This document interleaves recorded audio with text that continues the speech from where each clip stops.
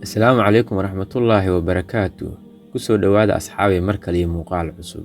30 sano ka hor oo ay taariikhdu ku beegneed 26 Sebteembar 1983, dunidu waxay ka badbaaday dagaal isku adeegsan rabay hubka nukliyeerka. Gelinkii hore ee maalinkaas waxaa dhawaaqay seeriga digniinaha hubka kaasoo sheegayay in Maraykanka uu Ruushka ku soo riday gantaalo ayna ku soo wajahan yihiin dhulweynaha Ruushka. Xogta kombiyuutarada laga helay ayaa sheegayay in dhowr gantaal Ruushka lagu soo riday. Sharciga ciidan ee Ruushkana wuxuu dhigayay in gantaal nukliyeer ah ee la soo rido lagu jawaabo gantaal kaloo nukliyeer ah.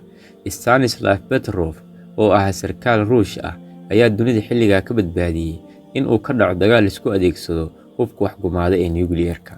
Habeennimadii 26 Sebteembar 1983, Petrov wuxuu bedelay saaxiibkii isaga oo xilli habeennimaha shaqada soo galay. Haddaba seerigii muujinayay in Maraykanku gantaal soo riday ayaa dhawaaqay. Isaga iyo saaxiibkiina waxay hubiyeen dhawaqa seeriga ee baxaya inuu ahaa mid sax ah iyo mid ku yimid cilad farsamo ah. Waxayna labadooda isla qaateen gantaalka uu raadaarka soo qabtay inay dhanka dayax-gacmeedka kala socdaan, balse uma suuragelin labadooda inay gantaal ka dhex arkaan dhanka dayax-gacmeedka. Xilligaas waxaa adkeyd in meel fog laga arko gantaalka, maxaa yeelay qorraxdu waa ay sii dhacaysay. Waxaa kaloo jira qadka terminator-ka oo habeen iyo maalin u dhexeeya. Marka laga reebay in dayax-gacmeedka laftiisa uu khadkaas ku jiray, Petrov wuxuu haystay wax ka yar hal saac si uu u go'aamiyo in gantaal nukliyeer la soo riday in kale. Xilligaana wuxuu ahaa waqtiga uu xiriirkii u dhexeeyay Maraykanka iyo Midowgii Sofiyeeti aad u xumaa. Khilaafka wuxuu ku lug lahaa waxa loo yaqaanay Euro missiles, wuxuuna khilaafkaas soo bilowday 1970-meeyadii, wuxuuna 1983 gaaray halkii ugu liitay. Xilligaas wuxuu ahaa mar ay Midowgii Sofiyeet cusboonaysiiyeen gantaaladooda riddada dhexe, iyadoo gantaalo cusubna ay ku bedeleen kuwii hore. Tallaabadaas ay Sofiyeet ka qaadeen ayaa dhalisay inay cabasho badan ka timaado wadamada reer galbeedka. Maraykanka oo cabashada wadamada reer galbeedka ka jawaabayay, wuxuu qorsheeyay inuu 2 gantaal oo khatar ah u diro galbeedka Yurub. Gantaaladaas oo kala ahaa Pershing II iyo gantaalada riddada dheer ee la adeegsado. Sanadii 1983 ayay ahayd markii ay gaareen gantaaladaas galbeedka Yurub. Xaaladda noocaas ee kacsanayd markii ay jirtay, go'aan culus oo la qaatay ayaa keeni karay dagaal hubka nukliyeerka la isku adeegsado oo lagu halaagsado. Seeriga ayaa dhowr jeer dhawaaqay si uu u muujiyo in gantaalo kale la soo riday. Nidaamka looga hortago gantaalada wuxuu ahaa mid aad loogu kalsoonaan karayay xilligaas.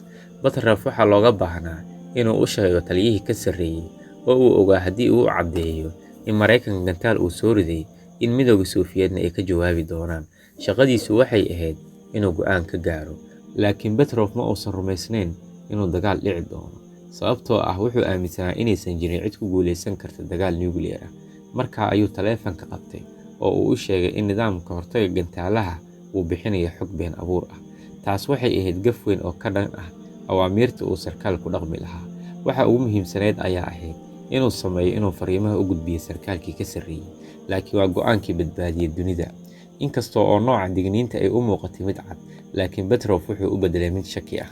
Marka laga reebay xirfadlayaasha IT-ga ee isaga la midka ahaa ee Midowga Sofiyeet, waxay lahaayeen khubaro kale oo sidoo kale baaraya awoodda gantaalada Maraykanka.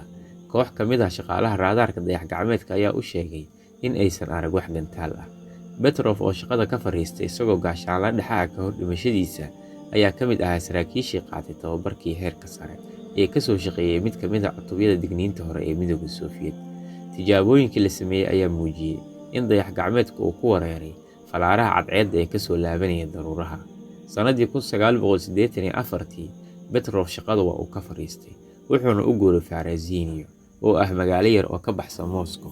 15 sano kadib, 1998, ayuu warkiisa soo shaac baxay.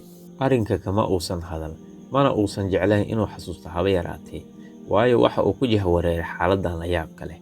Kadib markii uu soo baxay warka, Petrov waxaa soo booqday warbaahinta, waxa uuna bilaabay inuu helo warqadaha dadka daafaha dunida ku kala nool ay u soo dirayeen. Xitaa haddii uu ciwaankiisu ahaa mid aan la garanayn mararka qaarkood, haddana ma jirin ciwaan boosto, nambar taleefan, fariin fakis ama xataa email marna ma uusan jirin. Karl Schmecher oo u dhashay Jarmalka ayaa booqday Petrov 1998. Waxa uuna yidhi, markii aan la kulmay wuxuu ugu yiri soo gal, kadibna waxaan soo fariisanay miiskii jikada yaalay. Waxa aan rabay in aan barto Petrov, weliba waxaan doonayay inaan u mahad celiyo. Saaxiibtinimadoodina waxay socotay ku dhawaad 20 sano. Petrov wuxuu ahaa mid caalami ah oo la aqoonsan yahay oo weliba la abaalmariyey. Waxa uu ku faani jiray go'aankiisii wanaagsanaa, sababtoo ah wuxuu ka fikirayay nus saac xilligii saldhigga. Waa in aan go'aan ka gaaro, laakiin ma noqon doonaa go'aan sax ah.